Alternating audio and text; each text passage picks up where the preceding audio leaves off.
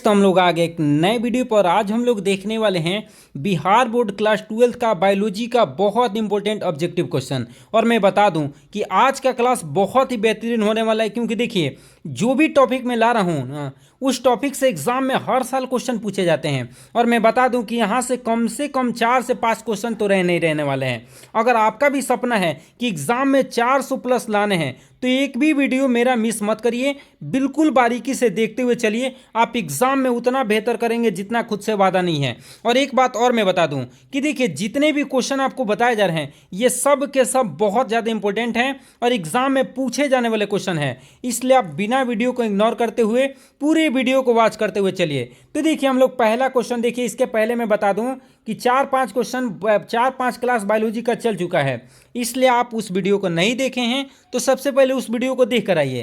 तो देखिए पहला क्वेश्चन क्या दे रखा है कि उस सिंड्रोम में जो छोटे कद के और चौड़ी हथेली वाले, कद जो होगा छोटा होगा लेकिन हथेली कैसा होगा, चौड़ा होगा, जिसे हम लोग क्या कहते हैं, लक्षण कैसा दिखाई देता है, पाल्म कीच के जैसा, मतलब हाथ मुड़ा हुआ दिखाई देता है।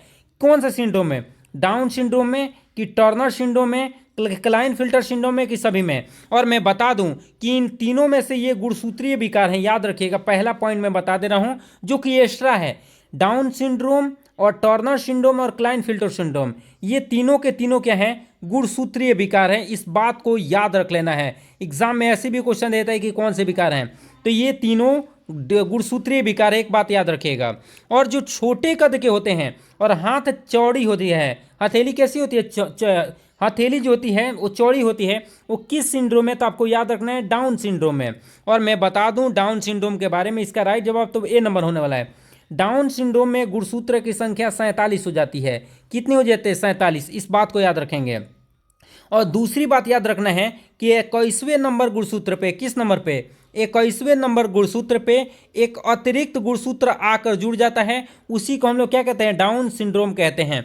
और डाउन सिंड्रोम में जो भी जन्म लेते हैं छोटे कद के होते हैं और क्या, गर्दन चौड़ा रहता है, सर चौड़ा रहता है, मुंह गोल रहता है, मुंह खुला हुआ रहता है, और हाथ में कैसे लक्षण दिखाई देते हैं, पाल्म कीज जैसा क्या दिखाई देते हैं, लक्षण दिखाई देते हैं। इस बात को याद रखिएगा। चलिए टर्नर सिंड्रोम के बारे में भी कुछ बता देता हूं। ये टर्नर सिंड्रोम में गुणसूत्र की संख्या 45 हो जाती है। कई बार पूछ देता है कि टर्नर सिंड्रोम में गुणसूत्र की संख्या कितनी होती है, 45। और दूसरी बात याद रखना है कि यह मादा में होने वाली विकार है, और जिस मादा में हो जाता है वह मादा कैसी हो जाती हैं, तो बांझपन हो जाती हैं। इस बात को याद रखिएगा, क्या हो जाती हैं, बांझपन हो जाती हैं। याद रखेंगे। एक बात और याद रखना है कि ये गुणसूत्र 45 हो जाता है, ये मादा में होने वाला विकार है, जिसमें मादा को होती है वो बांझपन हो जाती हैं। और एक बात और बहुत बढ़िया इंपॉर्टेंट है, इसमें XO प्रकार का गुणसूत्र बनता है। इस तीनों बातों को अगर याद रखेंगे तो आप एग्जाम में बहुत बेहतर करेंगे। चलिए इसके बारे में भी, क्लाइनफिल्टर सिंड्रोम में इसमें गुणसूत्र की संख्या 47 हो जाता है, और यह नर में होने वाला विकार है। और जिस नर में होता है ना, उसमें नर और मादा दोनों के लक्षण रहते हैं, याद रखिएगा, जिसको हम लोग छक्का के नाम से जानते हैं, ट्रांसजेंडर। और इसमें XY प्रकार का क्या बनता है, गुणसूत्र बनता है। तीनों बात को याद रखिएगा, ये नर में होने वाला विकार है। और ये देखिए 47 गुणसूत्र होता है, इसमें XX प्रकार का गुणसूत्र बनता है। इन सभी क्वेश्चन को आप याद रखेंगे तो आप बहुत बेहतरीन करने वाले हैं। अगला क्वेश्चन देखिए क्या है, मधुमक्खी में गुणसूत्र की संख्या कितनी होती है, 32, 46, ये देखिए, और 64।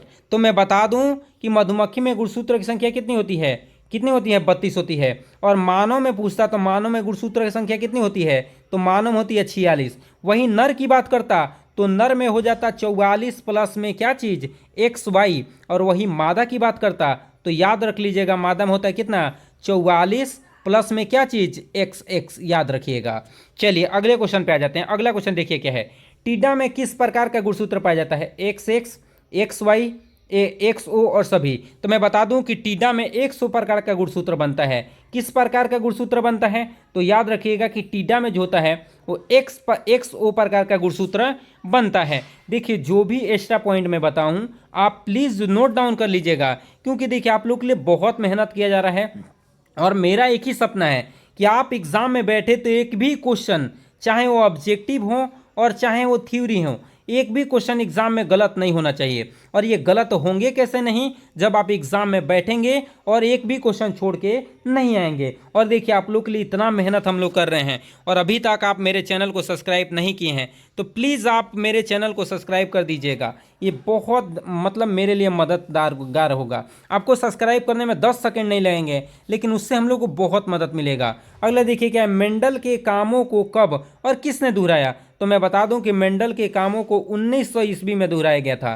कितने ईस्वी में? 1900 ईस्वी में, जो कि कोरेंस और क्या शेरमार्क और डीब्रिज, यहाँ पे डीब्रिज डाल लीजिएगा, डीब्रिज, ये तीनों वैज्ञानिक ने दोहराए थे। कौन? कार्ल कोरेंस और क्या शेरमार्क्स और क्या डीब्रिज। याद रखिएगा तीनों वैज्ञानिक ने 1900 ईस्वी में मेंडल को काम को दोहराया था। मेंडल कब काम किए थे? तो मैं बता दूं कि 1856 से लेकर 63 तक अपने काम किए थे। कितने वर्ष काम किए थे? 7 वर्ष काम किए थे। और 7 वर्ष के बाद इनके कामों को कौन दोहराया था? तो इनके कामों को 3 वैज्ञानिक मिलकर दोहराए थे। कब दोहराए थे? 1900 ईस्वी में। इस बात को याद रखिएगा। कब दोहराया गया था, यहां से भी क्वेश्चन पूछ सकता है, इस बात को ध्यान रखना है। अगला क्वेश्चन देखिए क्या है, वंशागतीय गुणसूत्रीय सिद्धांत को किसने दिया था? मॉर्गन, वाटसन वाल्टन, सटन और थियोडर बोवरी, मेंडल और सभी। तो मैं बता दूं कि इसका राइट जवाब बी नंबर होने वाला है। और वंशागति के गुणसूत्रीय सिद्धांत को कब दिया गया था? तो सन भी याद रखना है, 1902 में। और ये क्वेश्चन 2024 में पूछा गया था, इस बात को ध्यान रखेंगे। तो इसका राइट जवाब बी नंबर बिल्कुल सही होने वाला है। देखिए अगले क्वेश्चन पे आ जाते हैं लोग। अगला क्वेश्चन देखिए क्या है, आनुवंशिकी का संरचनात्मक एवं क्रियात्मक इकाई कौन है? जीन है, एलील है, गुणसूत्र है, सभी है। तो मैं बता दूं कि आनुवंशिकी का संरचनात्मक एवं क्रियात्मक इकाई जीन होता है। क्या मैं जीन से आप लोग से कुछ क्वेश्चन पूछूं और उसका आंसर आप लोग कमेंट में बताएंगे? अगर आप पढ़ रहे होंगे तो जरूर बताएंगे कि ये बताइए जीन शब्द को कौन वैज्ञानिक दिए थे।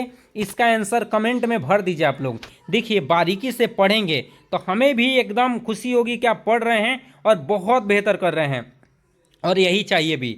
अगला क्वेश्चन देखिए क्या है, विकल्पी विपरीत लक्षण के संकेतक जोड़े को क्या कहा जाता है? जीन कहते हैं, एलील कहते हैं, गुणसूत्र कहते हैं, सभी कहते हैं। तो मैं बता दूं कि विकल्पी विपरीत लक्षणों के संकेतक जोड़े को क्या कहा जाता है? तो याद रखिएगा कि एलील कहा जाता है। क्या कहा जाता है? एलील। इस बात को ध्यान रखेंगे और ये बहुत ज़्यादा इंपॉर्टेंट क्वेश्चन है और यहाँ से एग्जाम में कई बार क्वेश्चन आता है। अगला देखिए क्या है, निम्न में से कौन सा समयुग्मजी एलील को दर्शाता है? समयुग्मजी को अंग्रेजी में बोल देता है क्या चीज़? होमोजाइगस। कभी कभी ऐसे देता है कि निम्न में से कौन होमोजाइगस को बता रहा है। तो आपको याद रखना है जो ये कैपिटल में है ये भी होमोजाइगस है, और ये देखिए दोनों सेम हो, ये दोनों कैपिटल ही हैं, ये दोनों क्या स्मॉल है। जो सेम सेम हो कि तो दोनों कैपिटल हो, नहीं तो दोनों स्मॉल हो, तो होमोजाइगस को बताता है। याद रखेंगे। तो होमोजाइगस को बताने वाला कौन है? ये भी है और ये भी है। ये नहीं है क्योंकि कैपिटल और स्मॉल मिल के आया है, इसलिए इसका राइट जवाब जो होने वाला है डी नंबर होने वाला है। ए और बी दोनों सही होगा, मतलब इसका राइट जवाब क्या होने वाला है? डी नंबर होने वाला है। अगला क्वेश्चन देख लेते हैं। अगला क्वेश्चन देखिए क्या है, विषम युग्मजी। तब विषम युग्मजी को हेटेरोजाइगस भी कहा जाता है। क्या कहा जाता है? हेटेरोजाइगस भी कहा जाता है, इस बात को ध्यान रखेंगे। और हेटेरोजाइगस को हम लोग क्या, हेटेरोजाइगस, ये तो होमोजाइगस है, ये भी होमोजाइगस है, तो ये तो होंगे नहीं। हेटेरोजाइगस क्या होगा? दोनों अलग अलग हों। देखिए यहाँ पे दोनों अलग अलग हैं, इसलिए इसका राइट जवाब क्या होने वाला है? सी नंबर होने वाला है। इस बात को ध्यान रखेंगे। चलिए मैं आप लोगों से एक प्रश्न पूछना चाहूँगा कि ये बताइए कि नर में गुणसूत्र होता है एक्स वाई प्रकार का, तो ये बताइए होमोजाइगस को बता रहा है कि हेटेरोजाइगस को बता रहा है? इसका आंसर कमेंट में भर जाना चाहिए और हमें भरोसा है और उम्मीद है कि आप लोग भर के जाएंगे कमेंट। और एग्ज़ाम वाले क्वेश्चन है जितने भी बताए जा रहे हैं ये सब के सब एग्ज़ाम वाले हैं, एक भी फालतू का कुछ भी नहीं बताया जा रहा है। अगला क्वेश्चन देखिए, मानव को कितने वर्ष पूर्व यह ज्ञान हो चुका था कि विविधता का कारण लैंगिक जनन ही है? 8000 से 10,000 वर्ष पूर्व, 4000 से 6000 वर्ष पूर्व, 2000 से 4000 वर्ष पूर्व, सभी। तो मैं बता दूं कि इसका राइट जवाब होने वाला है 8000 से 10,000 वर्ष पूर्व। ये मनुष्य को पता लग गया था कि लैंगिक जनन के द्वारा ही विभिन्नता आ सकती है। लैंगिक जनन के अलैंगिक जनन के द्वारा विभिन्नता उत्पन्न नहीं हो सकती है, क्योंकि अलैंगिक जनन के द्वारा जो उत्पन्न जीव होते हैं वो बिल्कुल अपने पेरेंट के समान होते हैं। समझ रहे हैं ना? अगले क्वेश्चन पे आ जाते हैं। अगला क्वेश्चन देखिए क्या है, वंशागति और विविधता के अध्ययन को क्या कहा जाता है? सब कोई जानता होगा। विकास, कि जैव प्रौद्योगिकी, आनुवंशिकी सभी। तो मैं बता दूं कि जेनेटिक्स के नाम से उसे जानते हैं, आनुवंशिकी के नाम से उसे जानते हैं, जिसमें वंशागति और विविधता का अध्ययन किया जाता है, उसे हम लोग किस नाम से जानते हैं? तो उसे आनुवंशिकी के नाम से हम लोग क्या करते हैं? जानते हैं। अगला क्वेश्चन देखिए क्या है। अगला क्वेश्चन है कि मेंडल ने अपने प्रयोग के लिए मटर की कितनी प्रजातियां बाहर से क्या किए थे? मंगाए थे। 4, 14, 7, 10। तो मैं बता दूं कि इसका राइट जवाब होने वाला है 14। क्या होने वाला है? 14 होने वाला है। अगला क्वेश्चन देखिए क्या है।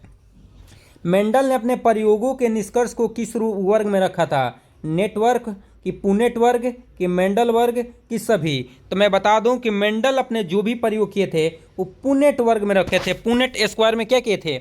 रखे थे। क्योंकि मेंडल के द्वारा जो भी काम किया गया था और जो भी निष्कर्ष निकाला गया था, जैसे आप लोगों ने सुना होगा कि एक संकर संकरण के लिए फिनोटाइप अनुपात कितना होता है? 3:1 होता है। जीनोटाइप अनुपात कितना होता है? तो 1:2:1 होता है। ये भी याद रखिएगा, पूछ सकता है कि ये बताइए एक संकर संकरण के लिए फिनोटाइप अनुपात कितना होता है? तो 3:1 होता है। और वही जीनोटाइप पूछेगा तो 1:2:1 होता है। याद रख लीजिएगा। और ये जितने भी निष्कर्ष निकाले थे इन्होंने, तो किस में ले जाकर रख दिए थे? पुनेट वर्ग में उन्होंने क्या कर दिए थे? रख दिए थे। इस बात को ध्यान रखना है। अगला क्वेश्चन देखिए क्या है। मेंडल ने कौन से नियम को प्रतिपादित नहीं किया था? तो मेंडल जो है कौन कौन से नियम?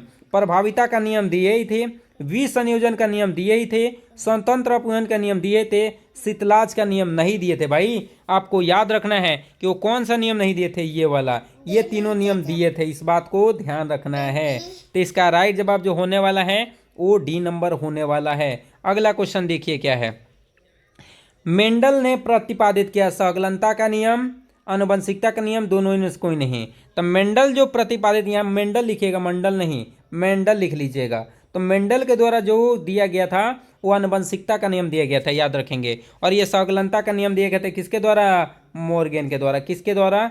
मोर्गेन के द्वारा दिया गया था। इस बात को याद रखना है। चलिए, तो आज जितने भी हम लोगों ने क्वेश्चन देखा, ये क्वेश्चन सभी के सभी बारूद क्वेश्चन थे और बढ़िया क्वेश्चन थे, जो कि एग्जाम में आने के चांसेस जिसका बहुत ज़्यादा है। और हमें उम्मीद और भरोसा बहुत ज़्यादा है कि आप लोग पढ़ रहे होंगे और बेस्ट की तलाश में होंगे और बेस्ट होगा भी। लेकिन हाँ, अभी तक आप मेरे चैनल को सब्सक्राइब नहीं किए होंगे तो प्लीज़ सब्सक्राइब कर लेंगे और मेहनत करते रहेंगे। चलिए, तो मिलते हैं अगले वीडियो में। तब तक के लिए जय हिंद।